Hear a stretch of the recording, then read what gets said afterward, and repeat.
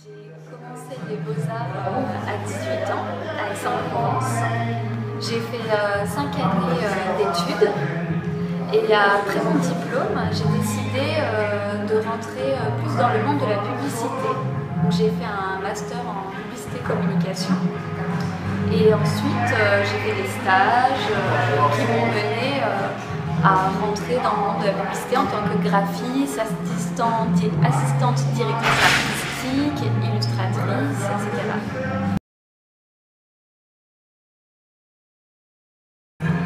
Alors cette passion du dessin, je l'ai parce que mes parents sont dans le milieu artistique. Mon père est peintre et aussi mes parents étaient tous les deux professeurs d'art plastique. Donc depuis que je suis toute petite, on a beaucoup de tableaux au mur, beaucoup de livres d'art autour de moi, les musées régulièrement, les vernissages. Mon coup de crayon, je le définis comme quelque chose d'assez expressionniste. Et parfois, je suis un petit peu plus posée et plus précise et plus calme. Je suis toujours un peu entre les deux, entre quelque chose qui vient de moi, qui est assez dans l'instant, et donc il faut agir tout de suite, faire des mouvements qui doivent être dans l'action. Et puis, il y a aussi des choses qui sont travaillées en détail, et là, ça me demande d'être composée. Et j'aime bien ça, j'aime bien les deux. Il y en a un qui demande de l'énergie et l'autre plus une réflexion sur le mouvement dans la composition.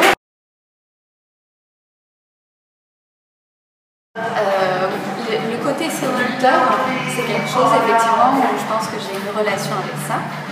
Moi, j'utilise la couleur effectivement en tant que séduction, en tant qu'émotion. Donc à toutes mes femmes, j'ai envie de faire transmettre des émotions et donc la séduction, etc. auprès des gens. Et ensuite, j'ai envie qu'elles soient fortes parce que j'ai pas envie de tomber dans des femmes un peu mièvres, un peu niaises, avec des fleurs, roses, etc. J'ai envie que ça soit quelque chose d'assez imposant, des femmes qui existent, que ça se fasse pas un dessin qui passe partout, qu'on ne remarque pas, un peu fade.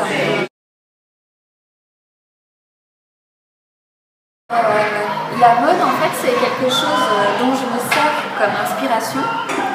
J'aime surtout ce qui est haute couture. Je suis un petit peu moins intéressée par le prêt-à-porter, après tout dépend des marques.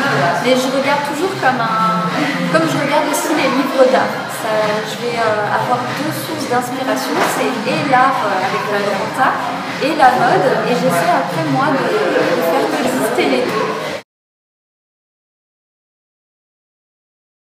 Plusieurs créateurs qui m'inspirent, chacun pour des choses différentes. J'aime beaucoup Yves Saint Laurent parce que j'aime beaucoup ses inspirations orientales, un peu hippie, et puis ses silhouettes, c'est très chic aussi. Beaucoup de noir, j'aime beaucoup l'intervention du noir chez Saint Laurent. Après, j'aime beaucoup par exemple des créateurs comme Lanvin. Ses robes, c'est juste un tissu d'un tenant, on ne sait même pas s'il y a une couture, comment tient la robe, c'est le fluide, c'est magnifique. Donc il y a beaucoup de créateurs comme ça où je vais piocher un peu, où je suis très admirative de leur travail.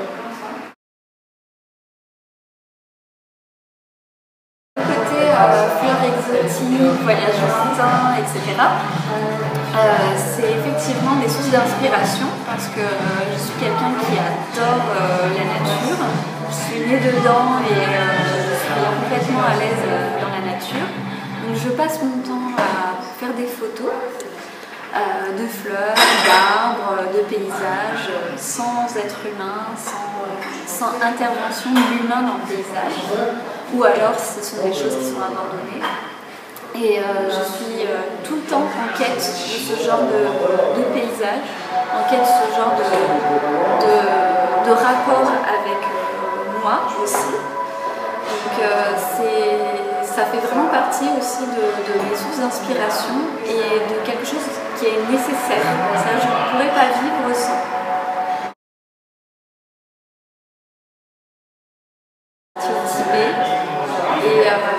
et j'aimerais continuer ce genre de voyage. Après, la vie fait que je ne peux pas toujours y aller, mais j'aimerais effectivement un peu plus aller au Népal ou dans des endroits où on est plus libre, parce que le Tibet, c'est pas libre. Nous-mêmes ne sommes pas libres au Tibet. Ou alors partir en Amérique latine. Voilà. Ce sont des endroits qui, pour moi, sont vraiment intéressants au niveau des couleurs et puis du rapport à la force de la nature. C'est pour moi quelque chose qui me remplit et qui fait que j'ai l'énergie et j'ai envie de continuer mes dessins. Ça vient de là, en premier. Je suis une fille du Sud et je sens que je suis une fille du Sud dans l'illustration parce que j'ai des couleurs assez franches, c'est très affirmé, voilà, on n'est pas dans le côté très gris, très calme, parisien, bien rangé, bien comme il faut et propre. C'est vrai que moi j'ai tendance à vouloir un petit peu faire du olé olé, ou je sais pas, avec des motifs un petit peu qui chamboulent les codes. Et c'est sûr que je me sens assez différente des illustrations qui sont tendance à l'heure actuelle. Jusque-là, j'avais fait des espèces de one-shot avec mes derniers dessins dans des lieux qui étaient un peu plus difficiles d'accès, des clubs parisiens où la lumière n'était pas idéale. Mais c'était des expériences aussi intéressantes parce que mettre des illustrations au Tigre Club par exemple, c'est pas forcément quelque chose d'attendu. Mais là comme ça, c'est vrai que pour moi ça me permet de voir où j'en suis, de voir vers où je veux aller. S'il y a des choses que j'ai fait auparavant qui mériteraient d'être peut-être continuées et que j'ai pas continué parce que j'ai été dans une lancée. Et donc là, peut-être que je vais un peu me poser et puis voir les différentes pistes que j'ai envie d'avancer, d'approfondir. Certains dessins qui attendent sagement chez moi pendant quelques années parce que j'ai une espèce de coup de cœur pour ces dessins. Souvent, ce sont des dessins où il n'y a pas de renouveau. Il y a certains dessins que je travaille en série et d'autres où il n'y a pas de série derrière parce que ils ont été faits un petit peu dans la souffrance, dans une recherche assez complexe. Et donc souvent ces dessins-là, j'ai du mal à m'en séparer, je ne les vends pas. Mais il y a un moment où il faut passer à l'acte et où il faut... De toute façon, en général, je ne les regarde même pas parce qu'ils sont rangés. Et donc je me dis, ça sert à rien d'avoir un dessin que moi je ne vois pas, que personne ne voit. Et de toute façon, il faut que j'avance dans mon travail et donc passer à cap. Et souvent, c'est comme ça que ça se passe. La prochaine exposition que je veux voir absolument, c'est Sonia Delaunay, parce que c'est quelqu'un qui a aussi travaillé avec la mode, qui a aussi travaillé sur le textile. Et donc du coup, j'ai très hâte d'aller la voir. J'ai vu beaucoup de choses d'elle, un peu dans des livres d'art ou un peu partout dans les musées, mais là, quelque chose qui représente vraiment tout son travail, ça va être, je pense, très intéressant.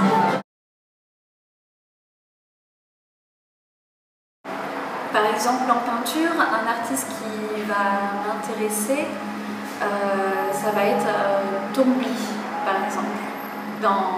C'est quelqu'un qui a fait beaucoup de fleurs, qui est un artiste abstrait, mais qui est parti dans des fleurs, des choses comme ça. Donc ça va être... Il a fait aussi des photos.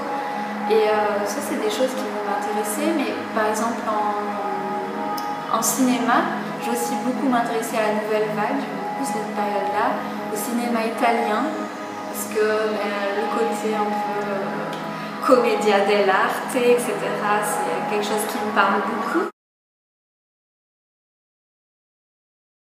Pourquoi je choisirais celui-là? Parce que, en fait, je trouve qu'il est très différent des autres. Enfin, il n'est pas très différent, mais j'ai du mal à... Je sais que j'aurais du mal à m'en séparer. Je sais pas, j'avais très envie de faire une femme comme ça avec un foulard sur la tête. Et j'ai mis du temps à trouver la photo qui pouvait me donner cette... Et quand je l'ai trouvée, j'étais contente en fait de mon dessin, c'est rare. C'est très rare que je sois contente de mon dessin. Et celui-là, oui, j'ai pris mon temps, mais j'étais contente à la fin. Merci, merci, merci.